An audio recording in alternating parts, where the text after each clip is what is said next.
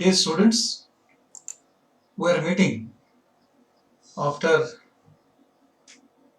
certain gap to continue with topic number 2, namely modulation and demodulation.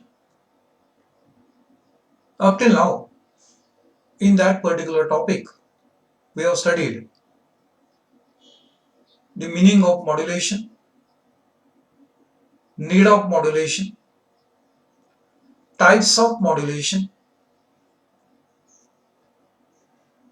that is analog modulation types, and also the types of digital modulations. We also studied the details regarding the amplitude modulation along with its mathematical analysis. We also studied the frequency spectrum of amplitude modulated wave. We studied the graphical representation of amplitude modulation along with the meaning of modulation index associated with it. After that, we have studied the power distribution in amplitude modulated wave, where we have studied that out of total power of amplitude modulated signal, two-thirds power is present in the carrier wave,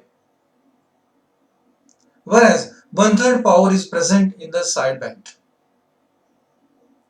We have represented this concept mathematically and also in the form of a frequency spectrum. When we have studied the frequency spectrum, we studied that carrier is located at the center, whereas upper sideband is located to the right side, lower sideband is located to the left side. Carrier wave has got maximum amplitude, that is EC, whereas amplitude of both the sidebands are modulation index into EC upon 2. Upper sideband has a frequency Fc plus Fm, lower sideband has got a frequency Fc minus Fm. As we are aware that both the sideband contains the modulated signal to be transmitted, the information to be transmitted, but the carrier band doesn't contain that particular signal, but the fact is that power present in the carrier wave is two-thirds and one-third power is present in the sideband. Therefore, to transmit the signal with the help of amplitude modulation, some concepts are going to be gets adapted. To save the power and also to save the bandwidth. One of the concepts adapted is, which we are going to study, is known as concept of double sideband. Friends, as we are aware that carrier has maximum power than that of sideband, but it doesn't contain any signal to be transmitted. Both the sidebands possess the signal to be transmitted, but it has a less power. But we are interested to transmit the signal rather than the more power. Hence, if you adopt the technique of suppressing the carrier and allowing only two sidebands to be transmitted, then that concept we can call it as it is the concept of double sideband, where two-thirds power is saved and within one-third power only both the sidebands are transmitted. But when these two sidebands are transmitted, the design concept of the receiver becomes a bit complicated and the cost of the receiver also increases. And that's why such a type of transmission technique of double sideband is used only within the broadcast region to reduce the expenditure. So, but it is used in practice within the broadcast region itself. And to undergo this, to suppress the carrier, allow only double sidebands to be transmitted, two methods are used. One is a push-pull balanced modulation technique, and second one is the ring modulation techniques. Let us describe the same in the description. In AM wave, the carrier wave doesn't contain any signal and its power goes best. Just now I studied. Hence, carrier wave is separates instead of transmitting and only two sidebands are transmitted, which will save the considerable power, that is a two-third power of the total amplitude modulated wave power. This leads design of receiver complicated and becomes costlier. If this technique is used for broadcasting with large number of receivers, expenditure further increases. Hence, DSB amplitude modulation is used only for broadcast service. As we said, two techniques are used. One, a push-pull balanced modulator that is used to suppress the carrier and allows only both the sidebands to transmission purpose. Friends, last year we have studied the push-pull power amplifier, where we have studied that when one transistor pushes the current, other transistor pulls the current. But it has large amount of power which is going to be amplified. By using that particular push-pull power amplifier, by some modifications, the balance modulator is generated, and by using that particular balance modulator, by applying the carrier wave as well as modulating signal to the balance modulator circuit in a proper way, at the output we can suppress carrier and double sidebands are obtained.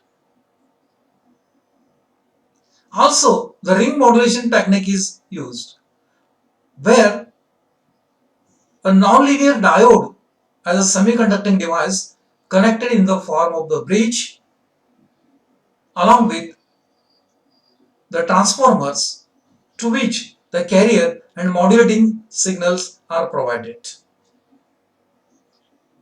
This balance modulator also generates the double sideband output by suppressing the carrier. Those are being represented in the circuit diagram here. So friends, look it. This is the push-pull balanced modulator which was studied last time with slight modification in that. Whereas this one is the balanced ring modulator. Both are going to do same job.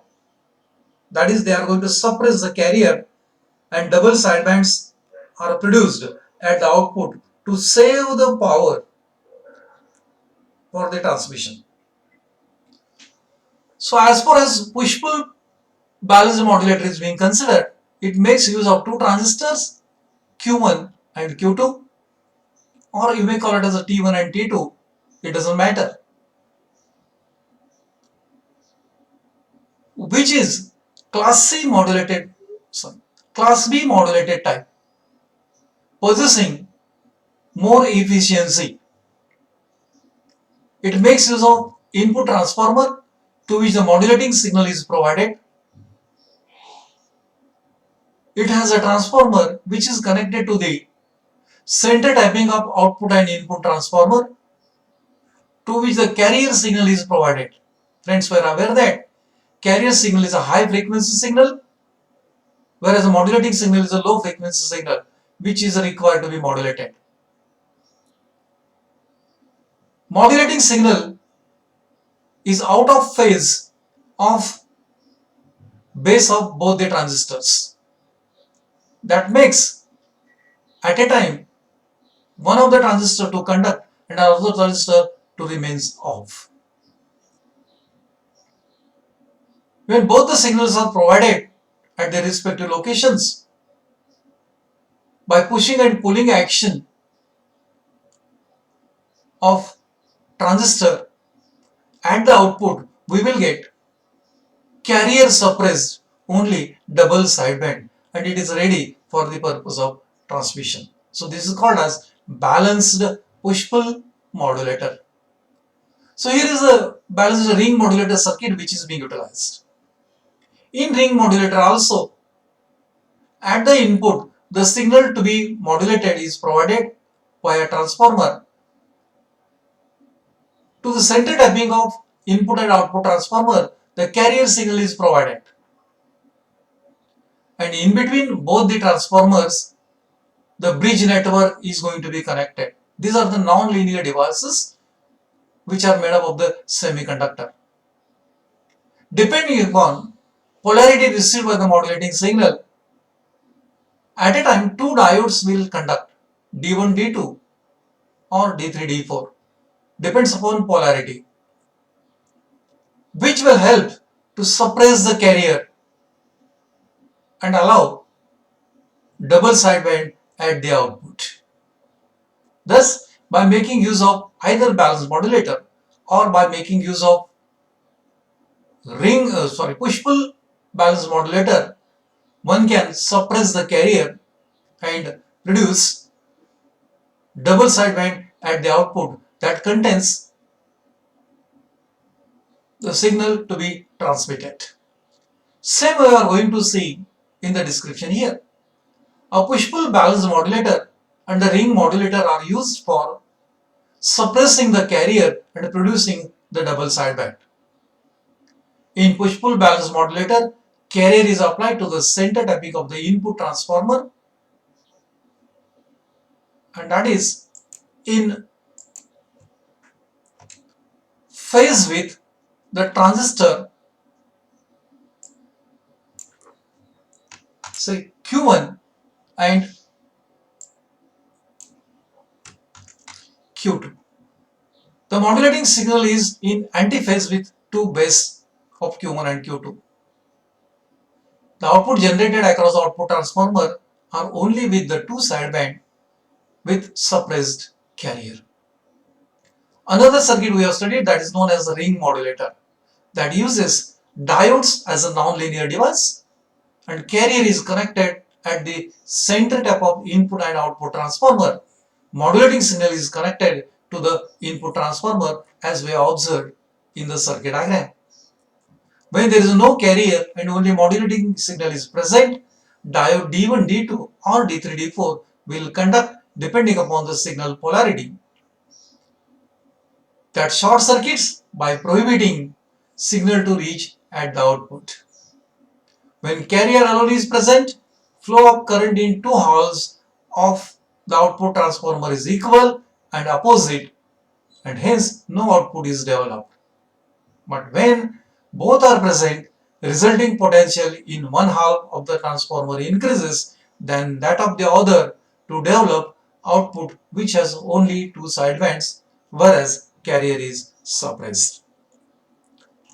So students, this is what we means the concept of double sideband, either by using the push-pull balance modulator or by using the balanced ring modulator. One can produce double sidebands at the output by suppressing the carrier, which will save two-thirds power and allows communication process very smooth. But it has a disadvantage, and that is increase in cost and complicated design. So that's all about today's lecture, where we have studied the concept of double sideband. Next, in the next period, we will study about the concept of SSB, that is a single sideband. If you have got any queries, any difficulties, you feel free to ask me at any time. So that's all about today's lecture.